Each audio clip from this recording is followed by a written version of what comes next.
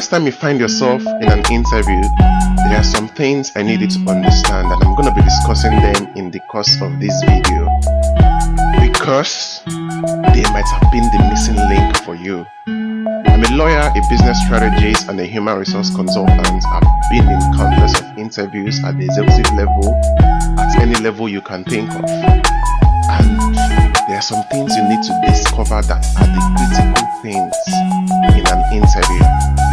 The first one is the STAR method. Now, this STAR method is used in case studies and assessment, but if you have that anticipation, you can use the STAR method in answering your questions when you are in an interview and you're facing the panelists. If you have that high level of anticipation, you use the STAR method to answer your questions. And what do we mean by the STAR method?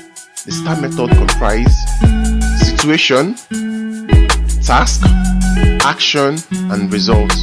What was the situation? What was your task? What was your action? And what was the result? Now, this is very important for you to understand, and I'm going to give you an instance using myself as an example. I'm a legal advisor. I advise businesses and startups. So in one instance, I had a startup who was looking for an external investment. This was the situation.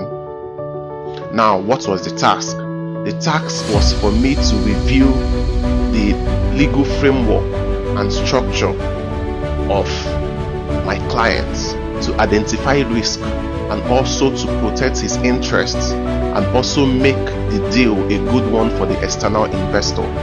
What action did I take? I had to review all the legal documents, review the incorporation documents, the IP knowledge, the shareholders agreement, remodel some of the clauses, even the exit clauses, to make sure that the founder's interest is protected, but to also make sure that the deal is a good one for the external investor.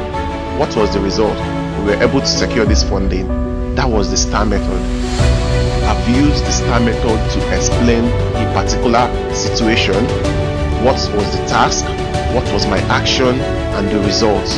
And this is very critical for you to understand that in every question you're asked, you need to answer it using the STAR method, or at least in some of the questions, depending on the structure of the question. This is very important for you to know. That is the first one. The second one is that whenever you are asked, tell me about yourself, the way you answer this question can set the tone, and it can make or mar you in a particular interview. It can set the tone and structure of that interview. Tell me about yourself. This is not a time to start talking about yourself in terms of your personal lives. No. You describe yourself professionally, and what are the panelists looking for? 3 things. And how do you answer these questions? 3 things. First, you talk about your present self, where you are, maybe the current role you're occupying, the current things you're currently doing. You talk about them. Now you go down to talk about the experiences you've had, or your current experience and the skills you have. You talk about them, and then you juxtapose it with, if I have these skills and if I've done this and this, using maybe the STAR method as I already described, that means I am a good fit for the role you're being interviewed. And that means that you're bringing this and more to the role you're being interviewed.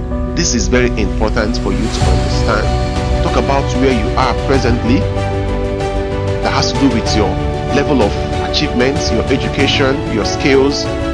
Now talk about the experiences you've had, some of the projects you've done successfully, and then relate it to how this is going to make you a good fit for the role you're being interviewed. This is very necessary for you to understand.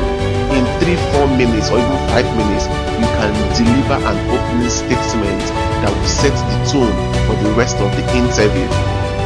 In this, you can capture the interest of the panelists, or you can lose them.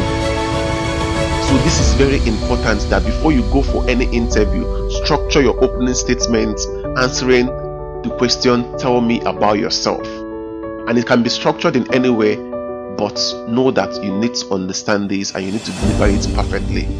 And then the last part is where you stop being the person being interviewed to be the person that will interview the panelists.